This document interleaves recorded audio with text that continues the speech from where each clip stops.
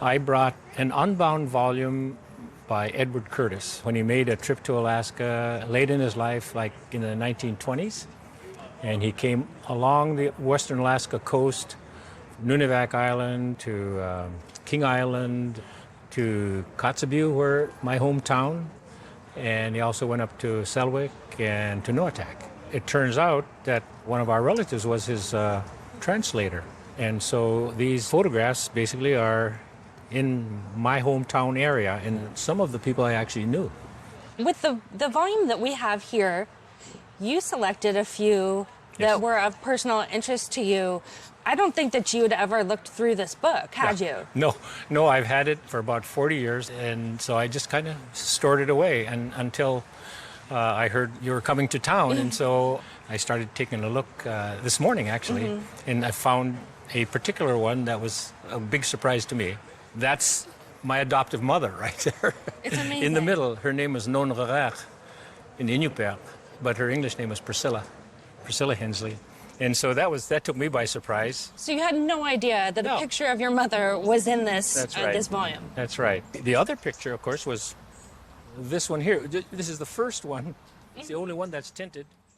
Edward S. Curtis, 1868 to 1952, was a renowned American photographer and ethnographer, best known for his monumental project, The North American Indian. The project, carried out by Curtis between 1907 and 1930, aimed to preserve the images, customs, and way of life of Native American tribes before many of their traditions disappeared. The work consists of 20 volumes of text and 20 large photographic portfolios. In total, the project includes more than 2,200 photogravures and nearly 5,000 pages of text. Because of its high cost and large scale, the edition was limited. Only about 200 to 300 sets were originally produced. At the beginning, Edward Curtis received financial backing from J.P. Morgan, who provided an initial grant of $75,000 to start the project. The actual cost to complete the project far exceeded the original estimate, and Curtis continually faced financial difficulties throughout its execution. Today, most surviving sets and prints are housed in libraries, museums, and prestigious private collections. This is the final volume in the series, published in 1930. Due to its rarity and historical significance, these volumes are often highly valued at auctions and appraisals. It's called Kekektaruk, which means small island. That photograph is probably a matter of feet from where I was born. We had two means of transportation in the summer. One was a kayak, not kayak, it's kayak. And the other was an umiak, which is the large boat. It had a frame, usually built of driftwood, and covered with sealskin. And the women were able to sew a seamless stitch that did not leak. So you could use those in the springtime, using dogs to pull them on a sled to the open water to hunt. And the piece up here? That photograph is very, very important. Before we had access to wooden barrels, our women turned the sealskin itself into an airtight container with handles on each end. And in there was food. And in there would be blubber. In there would be dried fish cut up, sealskin dried and cut up, beluga half dried and cooked, cut up. There'd be greens in there, and there'd be beluga muktak, which is the skin. That was a very, very key food supply. Kekektaruk, or Kotzebue, is about 29 miles above the Arctic Circle, just above the Seward Peninsula. This is a Inupiat country. We were looking together at the list of illustrations, and they go all the way up the coast. So it's not just this region, it's further up. Yes. These are all natural. I mean, I know that there's an argument about sometimes he kind of shaped the environment they were in. Yeah, but these are all pretty much, these are real. These are people doing real things. Well, you can say that because this is where you're from and you know these people. Where did you get this? Oh, I got those in San Francisco. There's a fancy hotel that's been there forever, and within a block or so was this kind of like an antiquarian bookshop. And do you remember how much you paid at the time? I mean, that was many years ago. I couldn't have paid much because I was a young legislator with no family, and that was before oil, so we didn't have any money. so it couldn't have been much. Each photograph by Curtis, especially those depicting the Arctic regions or Inuit life, is highly valued among collectors of historical photography, fine art, and ethnography. However, to determine an accurate appraisal, factors such as the condition of the print durability, mold damage, whether it is an original or a reprint, copyright status, provenance, and authentication must be considered. The volumes of work by Edward Curtis certainly have a lot of market value. It really depends on the images themselves. Yes. So it could be an image that's very, very well known, that could sell for $10,000–$20,000, and then an image that's not so well known that doesn't bring quite as much. It's very subject driven, and it also has a lot to do with size. Yes. So the works here are in the smaller format. So with volume 20, which is what this is, just on its own, probably expecting to see it go for around $10,000 at auction if everything is in really good condition, which I think that they are. That's wonderful. Yeah. Ah, great. I describe my hometown as being 29 miles above the Arctic Circle, 90 miles from the Russian mainland, and 50 miles from the international date line, which is tomorrow. Yeah.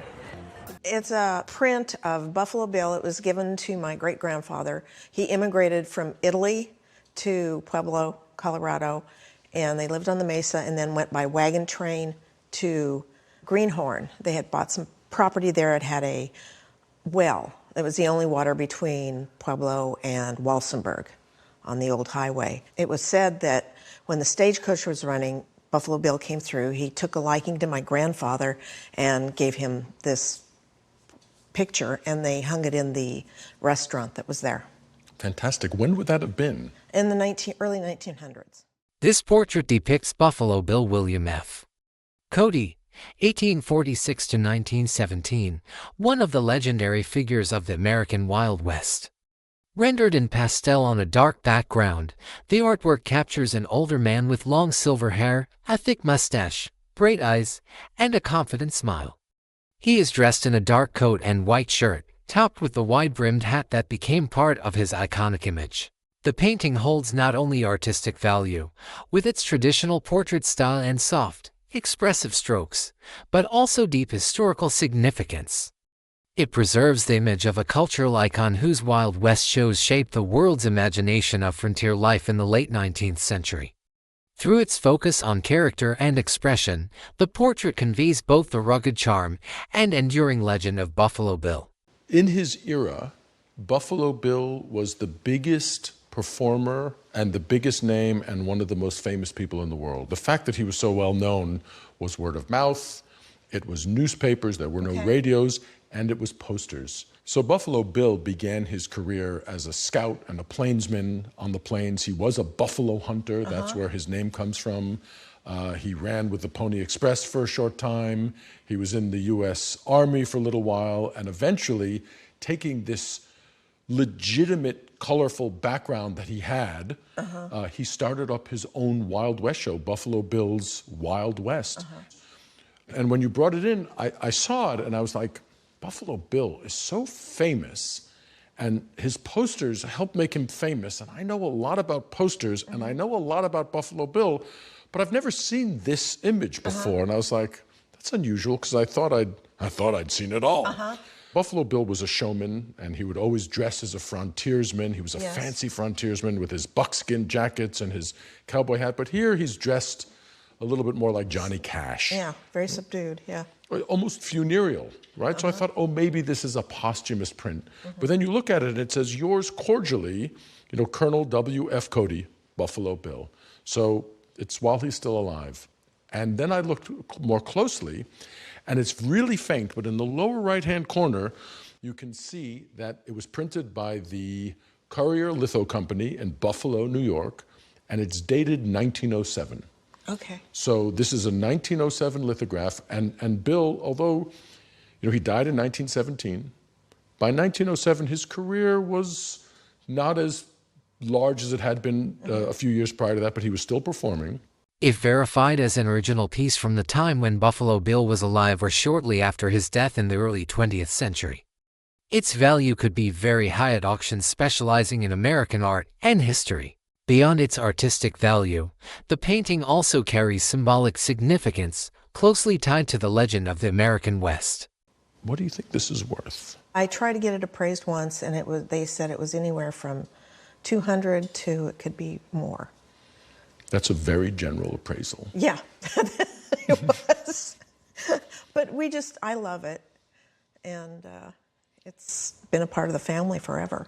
I think that if this were to come to auction without the printer's mark on it, people wouldn't have the actual historical context, the date in which it came from. And I think having the Courier lithograph mark on it and the date 1907 really helps add that extra level of context, authenticity, and value. If this was Bill on his horse, if this was Bill in a fictitious recreation of some famous battle that he did, it might have some extra appeal. Buffalo Bill really is still one of the top marquee names in collectibles. At auction, I would estimate it between $4,000 and $6,000. Okay. Well, thank you. It's going to still have its favorite place at my house. And it's one of those things, because it's so rare, it wouldn't surprise me if it went even higher. This painting came from my grandfather, and he was born in 1902 and lived in Cincinnati his whole life, and he seemed to like this Western art. I'm thinking he bought it around 1930, somewhere in there.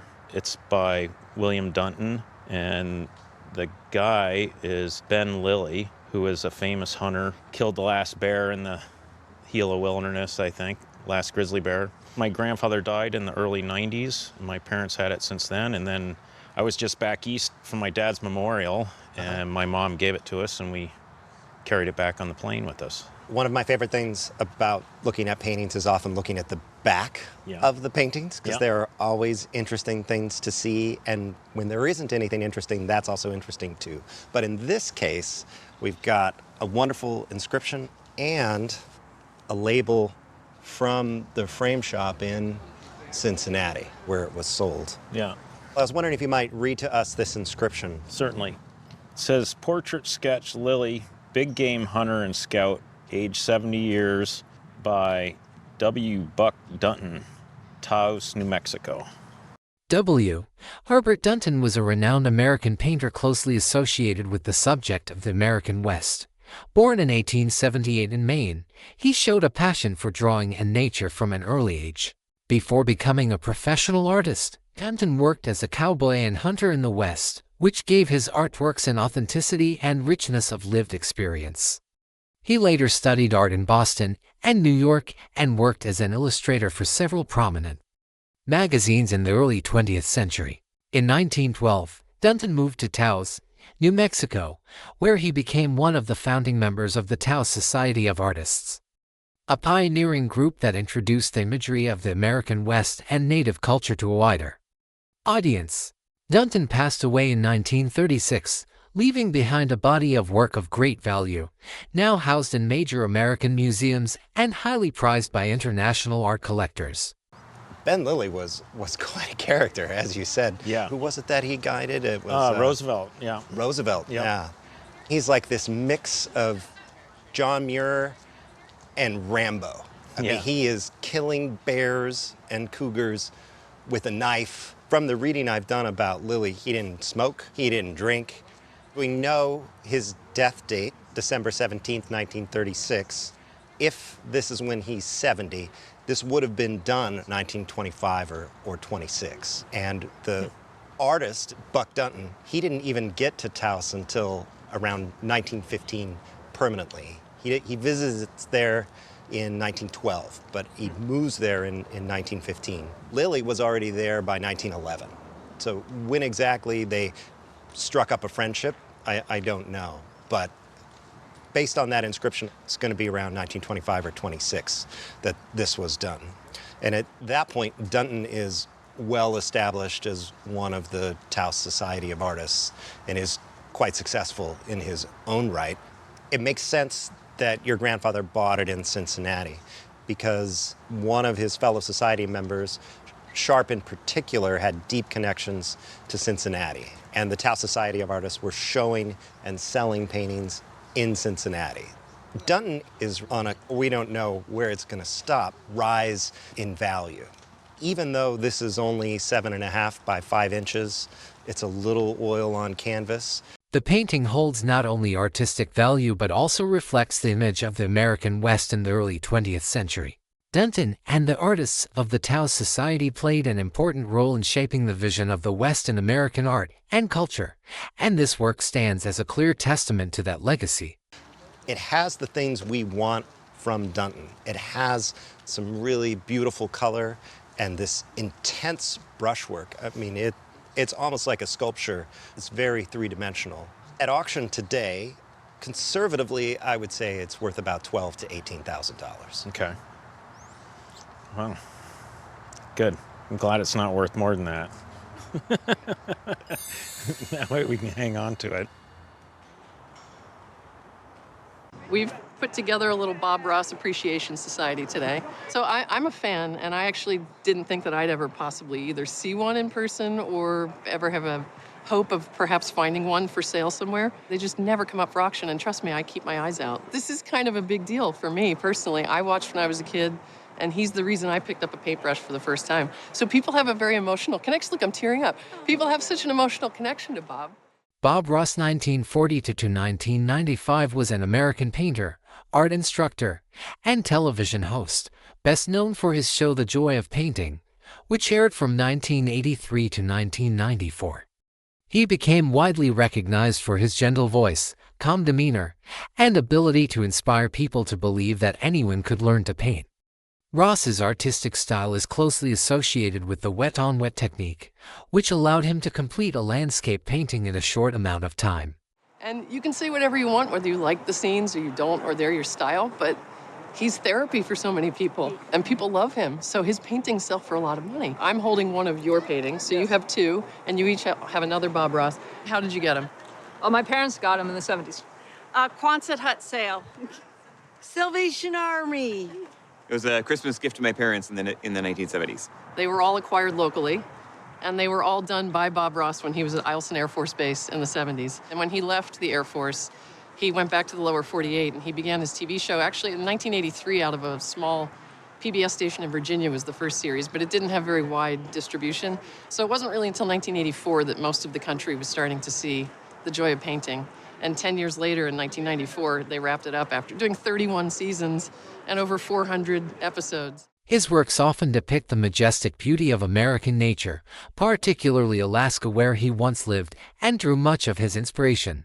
Snow-covered mountains, tranquil lakes, dense forests, and vivid auroras are recurring themes in his paintings, beyond creating art. Ross conveyed positivity, relaxation, and the joy of creativity, making him a cultural icon whose influence continues to endure today. We have two Northern Lights paintings. Yours specifically was a commission of a cabin that your parents encountered. And then we have some very similar mountain scenes. You can see where he was building his style and his skill set back in the 70s before he started the TV show. What we're discovering, there is a bonanza of Bob Ross paintings in Alaska that I'm so excited to find out about because I didn't know. One of the things I wanted to point out is he actually specifically says on the stretcher stamps that all of your paintings have, which is how we know these are his from the 70s, he calls them Alaskan oil paintings because that's what they were back in the day. So it's a little tricky because these were not on the show, and most of the prices we have are from paintings that were on the show. In the current marketplace, Bob Ross paintings like this would sell in the $15,000 to $25,000 range. Oh my gosh. Wow. How much did you guys pay? Do we have any prices here? So you inherited $12. You win, I think. Mine was $5. $5 at the Quonset Hut. Paintings from the TV series sell in a certain range. There was one that recently did $41,000, and the most expensive one that we've heard of was from the very first TV show, and that did 6 figures. Oh my gosh. From humble beginnings came The Joy of Painting, which was obviously a beloved franchise for PBS, so we're keeping it in the family today.